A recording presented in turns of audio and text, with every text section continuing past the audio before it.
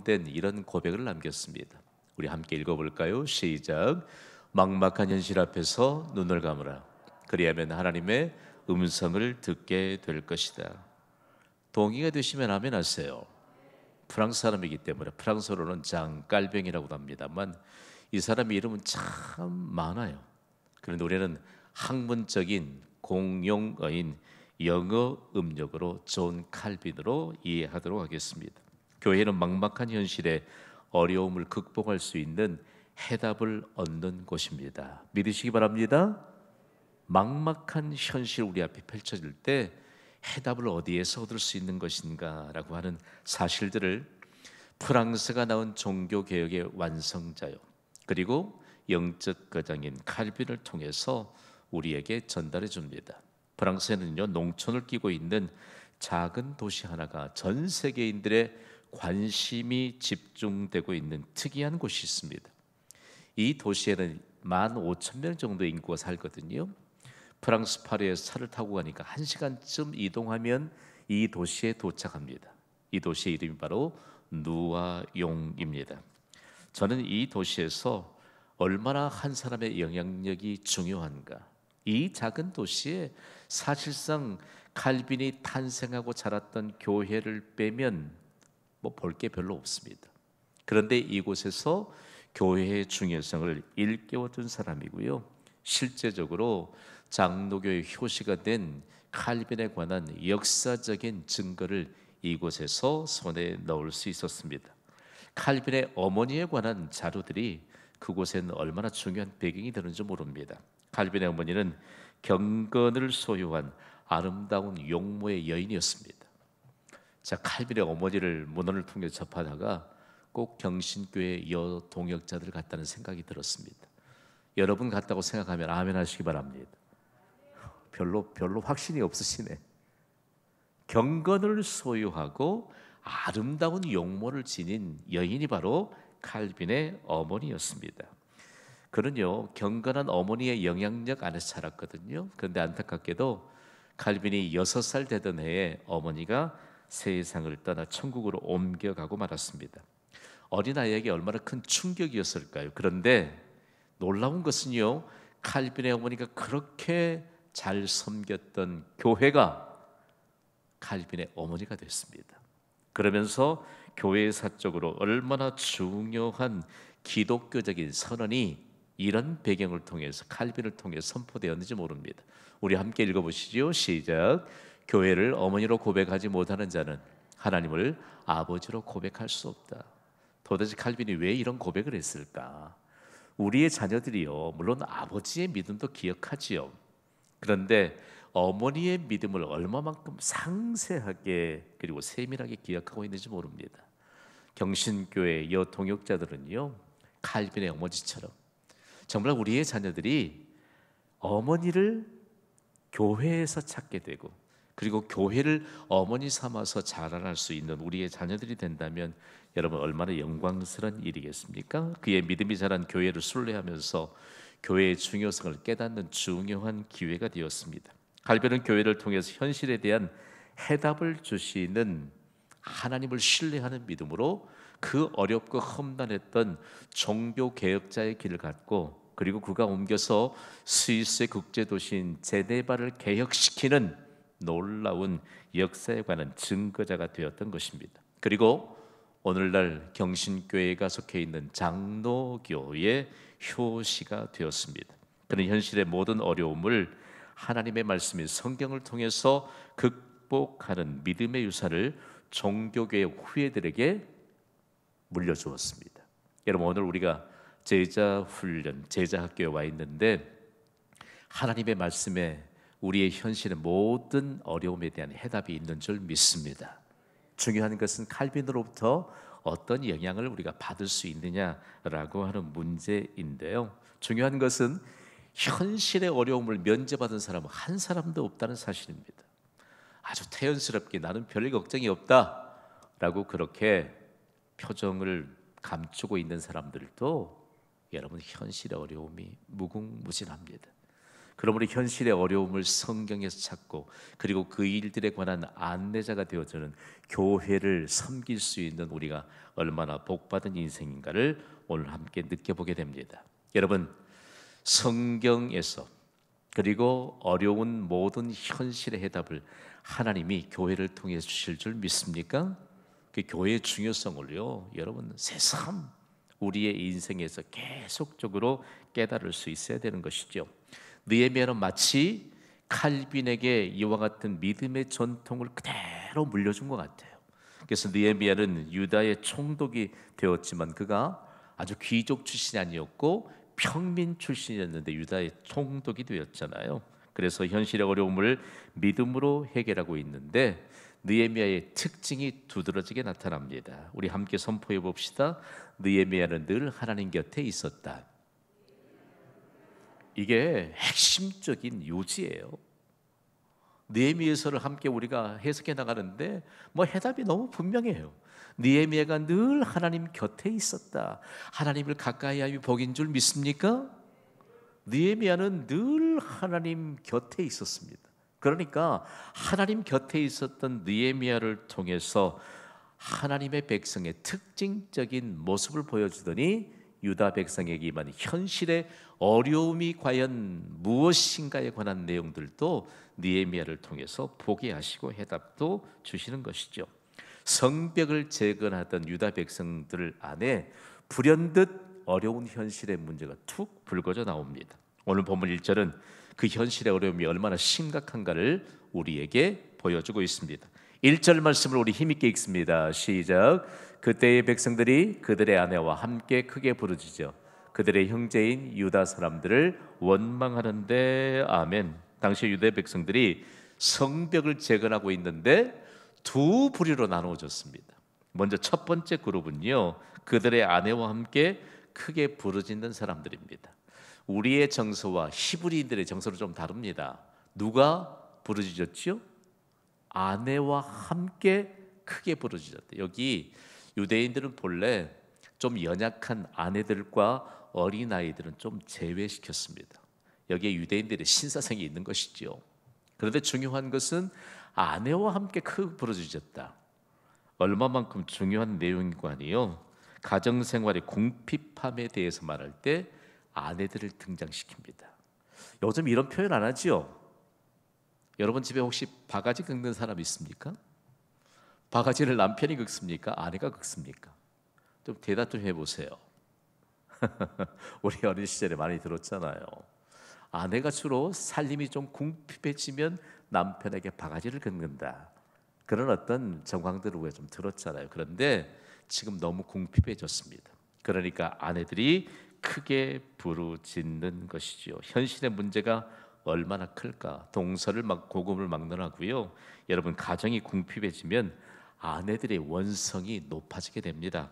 두 번째 그룹은요, 그들의 형제인 유다 사람들로부터 원망을 듣고 있는 사람들이 등장합니다. 그러니까 원망하고 있는 사람들, 그리고 원망을 듣고 있는 사람들, 그래야말로 이 어려움 속에서도 부요함을 누리고 있는 사람들, 이제는 궁핍한 사람들로 구분되어 있다는 사실이죠. 당시 유대 백성들의 배경을 아는 것이 중요합니다. 여러분 이거 아세요? 유대가 바벨론에 완전히 멸망당해서 많은 사람들이 바벨론의 포로로 끌려갔잖아요. 그러면서 다시 포로된 자들이 예루살렘에 돌아오면서 놀랍게도요, 하나님이 그들에게 물질의 부요함을 주셨습니다. 에스라 1장에 보면 그들이 금은 보화를 가지고 하나님 앞에 드릴 예물의 성격으로 가지고 왔는데 얼마나 진귀한 보배들을 가지고 왔는지 모릅니다. 그러니까 포로 되었다가 다시 돌아온 사람들이 훨씬 더 부자였습니다. 그리고 대단히 중요한 것은 바사 왕이었던 고레스 왕이 지금 느헤미야 시대로부터 13년 전에 에스라가 기환하게 될 때 예루살렘 성전에서 빼앗아갔던 금과 은 그릇들과 그리고 각종 보배로운 그릇들을 자신의 창고를 열어서 다시 포로가 귀환될 때 그들의 손에 들려주었거든요. 그러니까 포로되었다가 다시 예루살렘으로 돌아온 자들이 훨씬 더 부요함을 누릴 수 있었다라고 하는 사실이죠. 그런데 여러분, 이들이 이런 큰 하나님의 은혜를 누렸음에도 불구하고 자기들이 부를 착취하게 되었고, 그리고 동족들이 가난해지게 될 때 가난해지게 된 요인들이 부유한 자들이었다라고 하는 사실들을 슬며시 보여주고 있다는 말씀입니다. 근데 문제의 심각성이 있습니다. 그때 당시에는요, 우리가 채무를 졌는데 갚지 못하면 마치 노예로 전락하게 되는 이런 아주 위험한 사회적인 구조가 바로 당시의 구조였습니다. 그러니까 지금 아내들을 동원해서 함께 원망을 쏟아내고 있는 사람들이 모두 다 노예로 전락해 버릴 수 있는 위험한 사람들이 있다는 말씀이죠. 그래서 오늘 우리가 살펴보게 될 것은 어려움을 당한 사람은 도대체 누구일까? 먼저는요, 토지가 없는 사람들입니다. 오늘 본문 2절에 보면 이렇게 기록하고 있거든요. 읽습니다. 시작. 어떤 사람은 말하기를 우리와 우리 자녀가 많으니 양식을 얻어먹고 살아야 하겠다 하고 아멘. 이 말씀을 좀 연구해 보니까 이런 내용이에요. 한번 따라해 봅시다. 우리가 먹고 살게 해달라. 토지가 없어요. 토지가 없어서 이들은 매일 노동의 대가로 가족들의 양식을 벌어와야 됩니다. 그런데 중요한 것은 밤낮으로 성벽을 재건하는 일에 이들이 가장 먼저 앞장섰습니다. 그런데 부유한 자들이 이들을 향해서 선의를 베풀지 못하는 것입니다. 그러니까 갈수록 이들이 먹을 양식에 관한 문제들이 현실의 어려움이 되었다라고 하는 것이죠. 이들이 손을 놓으면 느헤미야 총독이 성벽 재건에 대해서 총감독하고 진행시켜가고 있는데, 이들이 손을 놓으면 성벽을 재건하는 대단히 위기에 봉착하게 됩니다. 성벽 재건이 중단된 위기, 바로 어려움에 처할 수 있는 것이죠. 다음에 어려움을 당한 사람이 누구 있죠? 토지가 있는 사람들입니다. 오늘 본문 3절을 보면요, 토지가 있는 사람들을 이렇게 증거하고 있습니다. 읽어보시죠. 시작. 어떤 사람은 말하기를 우리가 밭과 포도원과 집이라도 저당 잡히고 이 흉년에 곡식을 얻자 하고 아멘. 이 사람들의 문제는 엎친 데 덮친 격으로 지금 흉년입니다. 그러니까 양식을 구하기가 어려워서 밭과 포도원과 집이라도 저당 잡히고 이들도 양식을 좀 구해야 되겠다. 먹을 것이 궁핍해진 상황을 지금 드러내고 있는 것이죠. 또 다른 어려움을 당한 사람이 있죠. 이 사람들은 빚을 진 사람들이었습니다. 4절을 우리 함께 읽습니다. 시작. 어떤 사람은 말하기를 우리는 밭과 포도원으로 돈을 빚내서 왕에게 세금을 바쳤도다. 아멘. 충직한 한 나라의 백성으로 살고 있는 사람들입니다. 선한 사람들입니다. 어려운 가운데도 그들의 모든 이 부동산을 담보 잡히고 국가에 세금을 내었다는 아주 충실한 사람들이죠.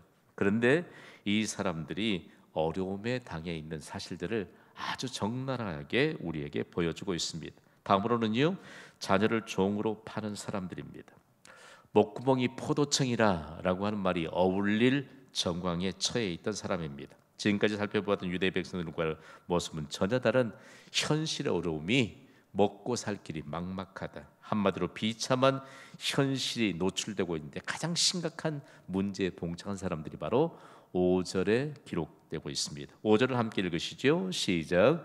우리 육체도 우리 형제의 육체와 같고 우리 자녀도 그들의 자녀와 같거늘 이제 우리 자녀를 종으로 파는도다. 우리 딸 중에 벌써 종된 자가 있고 우리의 밭과 포도원이 이미 남의 것이 되었으나 우리에게는 아무런 힘이 없도다 하더라. 아멘. 아무런 힘이 없습니다. 유다의 총독인 느헤미야는 급기야 현실의 어려움 앞에서 동족들로부터 원망을 듣고 있는 자들을 향해 분노하고 있습니다. 여러분 생각해 보십시오. 이미 제가 서론에 말씀을 드렸습니다만 능히 가진 것이 많습니다. 그럼에도 불구하고 그들이 저당을 잡혔고, 그리고 고리대금을 그들이 펼쳐가면서 하나님이 금지하신 것까지 그들이 펼쳐가면서 그들이 가진 힘으로 백성들, 어려움을 당한 사람을 더 올가매고 있는 이런 정황들을 가르쳐주고 있다는 말씀입니다. 그래서 급기야 총독인 느헤미야가 분노하고 있습니다. 분노합니다. 느헤미야의 분노는 과연 어떤 의미가 있을까? 오늘 본문 1절부터 19절까지 긴 본문을 읽었습니다만 오늘 본문 7절에는 느헤미야가 분노하고 있는 이유를 너무 분명하게 증거하고 있거든요. 7절을 함께 읽습니다. 시작. 깊이 생각하고 귀족들과 민장들을 꾸짖어 그들에게 이르기를 너희가 각기 형제에게 높은 위자를 취하는도다 하고 대회를 열고 그들을 쳐서 아멘. 여기에 등장하고 있는 아주 어려움을 외면하고 부만 축적하고 있는 사람들이 어떤 사람들이죠? 귀족들입니다. 그리고 민장들입니다. 귀족들은요, 부를 축적한 사람들인데 기득권을 가진 자들입니다. 유대 사회에 보면 기득권을 가진 자들이 신약 시대에 등장하잖아요. 그런데 이 사람들이 계속적으로 부를 축적해 가면서 그들로 하여금 민장들이라고 일컫는, 민장들이라고 번역된 건 조금 생소한 단어인데요. 영어 번역본이 참 잘 번역하고 있어. officials라고 하는 단어로 표현하고 있는데 정부의 공무원들입니다. 정부의 공무원 가운데도 고위급 공무원입니다. 그러니까 여러분 어떤 정황인지 아시겠죠? 요즘도 여러분 정말 고위급 공무원들 그리고 재벌가들이 함께 결탁하면요, 힘없는 사람이 속수무책이지 않습니까? 그런데 이 상황 속에서 이들에게는 주어진 책임이 있었는데 어떤 책임이 있었을까요? 하나님은 계속적으로 가진 자들에게 책임을 주는데 우리는 프랑스로부터 탄생해서 온 세상에 큰 울림을 주었던 노블레스 오블리주라고 하는 말을 여러분이 심심찮게 들었을 것입니다. 프랑스로부터 프랑스 귀족은 의무를 갖는다. 참 멋진 말이죠. 그러면서 온 세상을 울리는 충격이 되었습니다. 노블레스 오블리주는 부와 권력 그리고 명성은 사회에 대한 책임과 함께 해야 한다는 의미를 가진 말입니다. 실제적으로 그들은 이런 책임을 감당하지 못한 채 살아가고 있었던 것인데요. 유대인에게서 가장 심각한 것은 무엇일까요? 하나님의 선민인 유대 백성이 사회의 기득권층은 귀족들과 민장들로부터 하나님의 율법을 어기고 있다는 사실들, 그들은 하나님의 율법을 어기고 있음에도 불구하고 서슴지 않았다라고 하는 사실이죠. 그 결과가 무엇이죠? 서민들이 고통을 받습니다.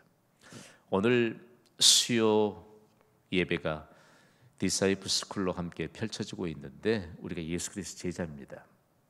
우리에게 긍휼의 마음이 있어야 합니다.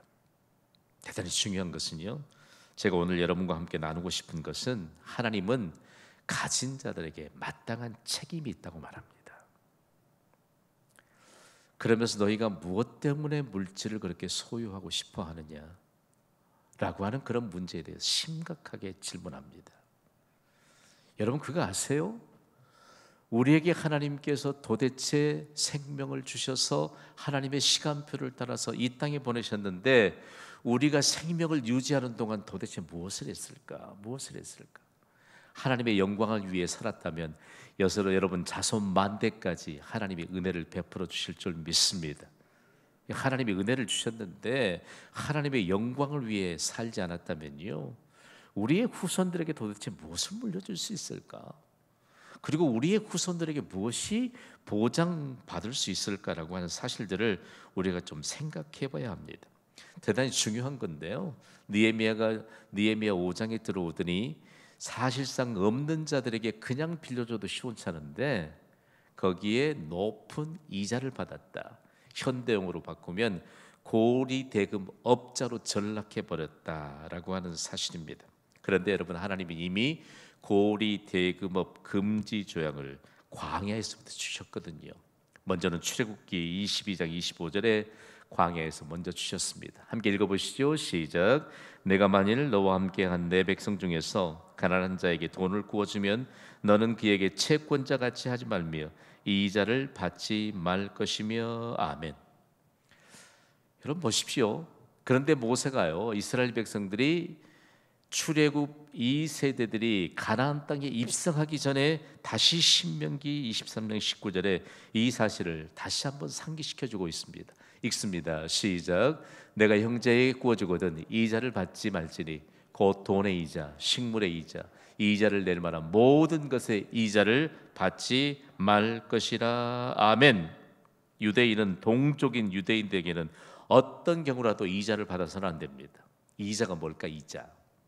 여러분 이자 아세요?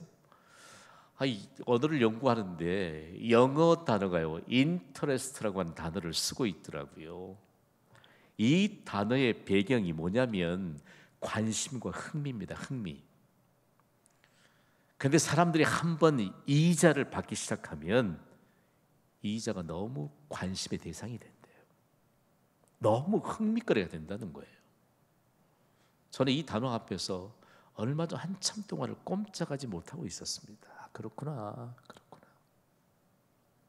이건 뭐 그리스도인이든지 비그리스도인이든지 이런 관심과 흥미를 끌게 되는 이자에 붙잡히게 되면 하나님 앞에 더 이상 드릴 게 없어요.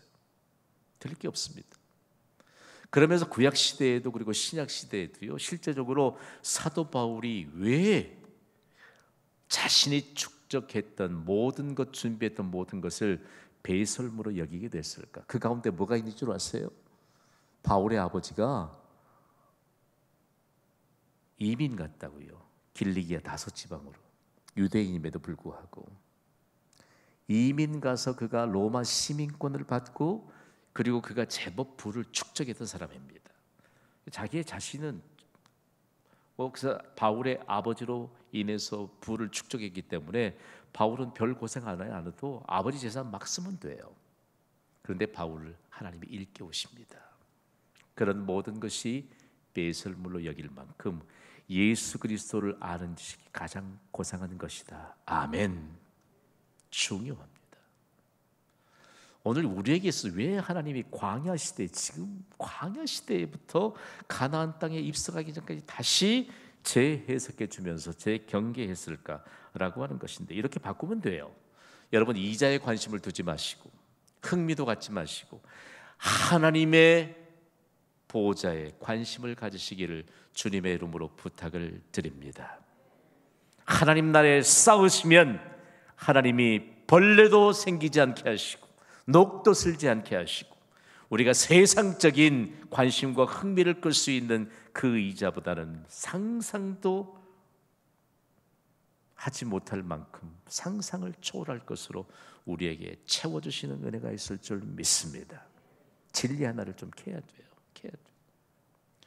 교회가 왜 선교하고 교회가 왜 전도하고 왜 교회가 다음 세대들을 복음으로 양육할 때 하나님이 교회에 복을 주십니까? 교회에 복을 주시면 누가 복을 받습니까? 성도들이 복을 받게 될 줄 믿습니다. 너무 간단하잖아요.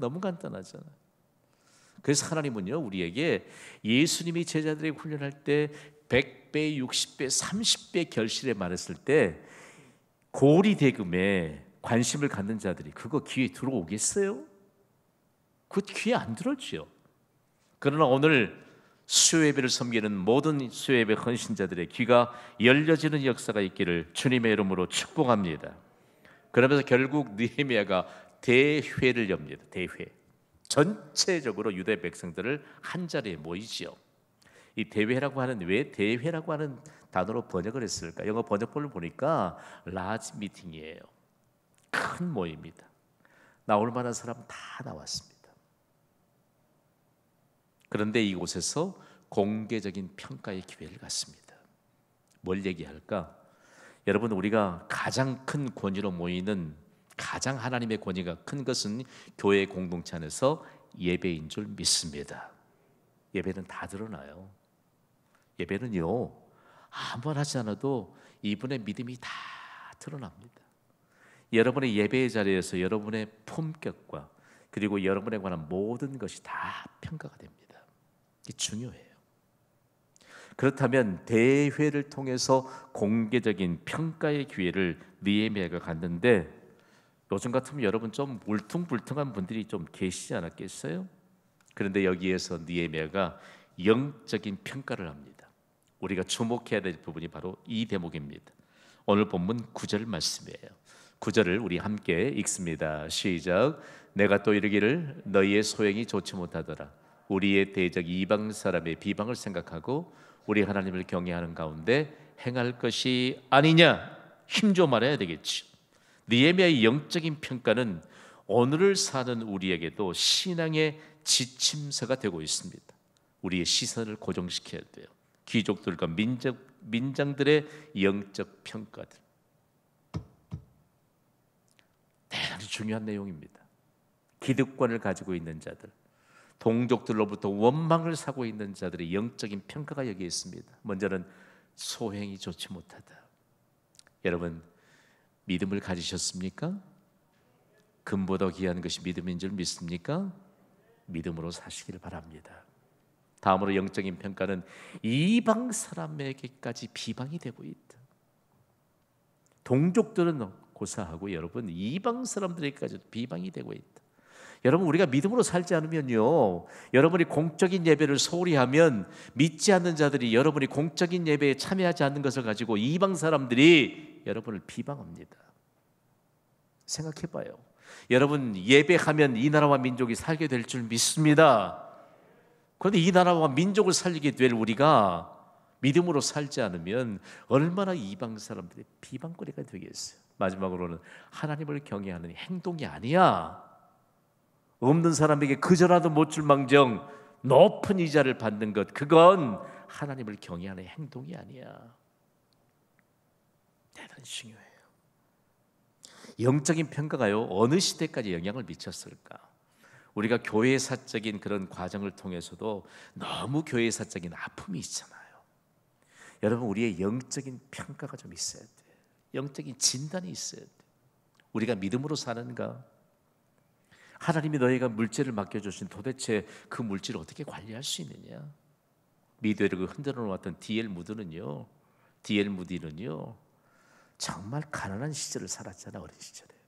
그런데 그가 청년이 되어서 돈을 벌 수 있는 그런 나이가 되니까 예수 그리스도께 붙잡힌 바 되어서 돈을 벌면 다음 세대들, 어린아이들의 믿음을 위해서 그가 헌신하고 사용했습니다. 그런데 그에게 바닥이 나지 않는 복을 주셨습니다. 그러면서 주일학교의 새로운 역사를 펼쳐가게 되었고, 지금도 미국의 역사 가운데 대통령이 그가 일구원했던 주일학교 현장인 시카고에까지 와서 방문하고 간 역사는 전무후무합니다. 여러분을 축복합니다. 여러분에게 많은 물질을 맡겨주시기를 축복합니다. 주를 위해 헌신하는 자를 되시기를 바랍니다. D.L. 무디처럼 시카고에까지 대통령이 경호원들을 대동하고 도대체 어디를 가는가 했더니 주일학교를 가는 거예요. 김구 선생이 얼마만큼 중요한 대한민국의 역사의 회개에 정점을 찍었느냐? 놀라지 마세요. 조선 땅에 경찰서를 10개를 세우는 것보다 주일학교 하나를 세우는 것이 훨씬 더 유익하다. 동의가 되시면 아멘 하세요. 우리 지금 다 무너졌잖아요. 다 무너졌다고요. 다 무너졌어요. 우리 지금 다음 세대를 위해 여름 성경학교, 여름 수련회에서 기도하고 있는데 지금 무너질 대로 다 무너졌어요. 다 무너졌어요. 하나님은 복 주실 자에게 복 주시는 줄 믿습니다.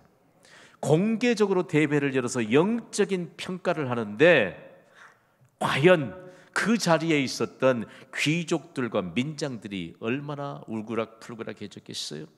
그러면서 어려운 현실을 느헤미야가 극복해냅니다. 놀라운 일이죠. 하나님의 규정까지 어기면서까지 부를 축적하고 높은 이자를 받았던 기득권층들이 공개적으로 느헤미야가 그들의 잘못을 지적했을 때 놀라운 결과가 나타납니다. 첫 번째 해결책입니다. 느헤미야가 귀족들과 민장들의 잘못을 지적했는데 이자 받기를 그치자라고 10절에 느헤미야가 말합니다. 따라합시다. 이자 받기를 그치자. 담보물과 구워진 것을 돌려보내자. 이자 받는 것은 그칠 수 있는데 이미 담보물 받은 것 그거 돌려주기 어려웠을지도 몰라요. 그런데요, 첫 번째 해결책의 단계를 느헤미야가 선포하니까 두 번째 해결책의 단계를 보게 됩니다. 귀족들과 민장들이 느헤미야의 지적을 따릅니다. 오늘 본문 느헤미야 5장 12절 말씀입니다. 읽습니다. 시작. 그들이 말하기를 우리가 당신의 말씀대로 행하여 돌려보내고 그들에게서 아무것도 요구하지 아니하리다 하고로 내가 제사장들을 불러 그들에게 그 말대로 행하겠다고 맹세하게 하고. 아멘. 대회 좀 쉽게 접근해 볼까요? 예배는 하나님이 말씀하시는 시간인 줄 믿습니다. 깨달아야 돼요. 깨닫는 자가 복이 있는 줄 믿습니다. 못 깨닫거든요. 못 깨닫으니까 못 깨닫는 게 자꾸 축적이 됩니다. 해결책에 관한 진전이 없습니다. 다음으로 세 번째 단계를 보면요, 느헤미야가 기도합니다. 오늘 보면 19절입니다. 읽습니다. 시작. 내 하나님이여, 내가 이 백성을 위하여 행한 모든 일을 기억하사 내게 은혜를 베푸시옵소서. 아멘.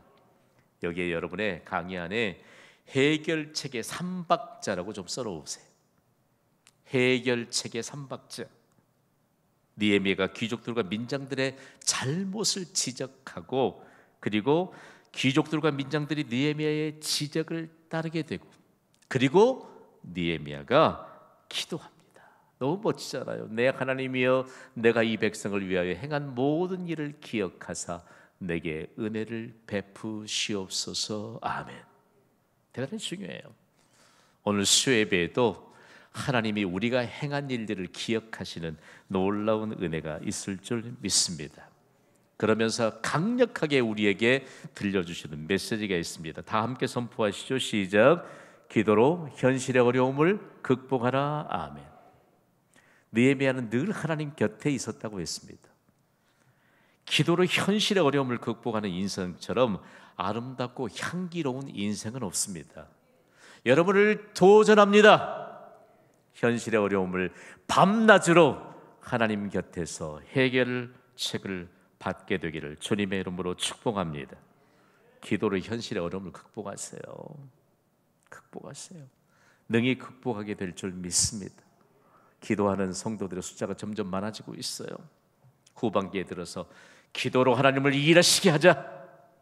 하나님을 일하시게 하는 기도자로 살아가는 경신교회 동역자들보다 더 향기롭고 아름다운 인생을 없을 줄 믿습니다. 성경은 기도로 하나님을 일하시게 하면서 현실의 어려움을 극복해낸 사람들을 소개하고 있잖아요. 굶주린 사자물 속에서도 다니엘은 기도로 현실의 어려움을 극복했다는 거예요. 제가 주일 학생들을 가르칠 때요, 뭔가 좀 이미지를 보여주면 아이들이 쉽게 이해할 수 있잖아요. 그런데 하나님께 기도하던 사람들이 멋진 이미지 것들을 만들어냈습니다. 굶주린 사자굴에서 다니엘이 무릎을 꿇고 기도하니까 사자들도 무릎을 꿇고 기도하는 이미지를 만들어냈어요. 벌써 몇십 년 전 얘기 아닙니까, 여러분? 생각해봐요. 아무리 현실의 어려움이 다가온다 할지라도 기도로 현실의 어려움은 능히 극복할 수 있을 줄 믿습니다. 신약 시대에는요, 바울과 실라가 복음을 전하다가 필립보 지하 감옥에 갇혔잖아요. 착고를 다 채우고 꼼짝달싹 못하게 하는데 그곳에서 찬송하고 기도합니다. 그랬더니 어떤 일이 벌어나지요? 지진이 일어납니다. 매여있던 모든 것이 다 풀립니다. 옥문이 다 열렸습니다. 갇혀있던 모든 죄들도 한꺼번에 풀려나게 되었습니다. 할렐루야. 기도예요. 저는 기도의 위력을 믿습니다. 제가 자녀에게 물려줄 수 있는 것은 기도밖에 없습니다. 너희들이 어떻게 태어난 줄 아니? 제 아내가 아이들이 말귀를 알아들을 때 아이들에게 늘 말해주더라고요. 내가 어떻게 태어난 줄 아니? 어떻게 태어난 줄 아니? 태문이 닫혔음에도 어떻게 태어난 줄 아니? 넌 주님이 주신 열매야. 그래서 기도하시는 동역자들이 주인주 열매 실자 그렇게 이름을 먼저 지어주었단다. 여러분, 오늘 우리에게 있어서 과연 현실의 어려움을 극복할 수 있는 기도를 과연 우리가 얼마만큼 중요하게 생각하고 있느냐라고 하는 그런 문제들을 느헤미야를 통해서 배우게 됩니다. 저는 느헤미야의 담대함을 배우고 싶습니다. 모이자 하니까 어떤 사람 궁금했겠고, 어떤 사람은 왜 모이냐 그러고, 어떤지 모였어요. 거기에서 귀족들과 민장들의 잘못을 공개적으로 평가하는데 유대 백성 전체들에게 오히려 하나님의 복이 임합니다. 토레이 목사는요, 한때 미국을 이끌어갔던 영적 지도자입니다. 그런 그의 목회 경험으로 이런 기도에 관한 경험에 대한 고백을 남겼습니다. 읽어볼까요? 시작. 기도는 하나님의 무한한 은혜와 능력의 창고를 여는 유일한 열쇠이다. 하나님의 존재와 하나님이 가지신 모든 것을 움직이는 것은 바로 기도이다. 아멘. 여러분, 우리의 인생 앞에 펼쳐진 현실의 어려움 무엇입니까? 기도로 어려운 현실을 극복합시다. 기도하면 극복하게 하시는 하나님의 능력이 임하게 될 줄 믿습니다. 이 믿음으로 우리의 인생을 가장 아름답고 향기롭고 능력 있는 그리스도인의 표변으로 펼쳐갈 수 있게 되기를 주님의 이름으로 축원합니다. 이 시간 반주해 주세요.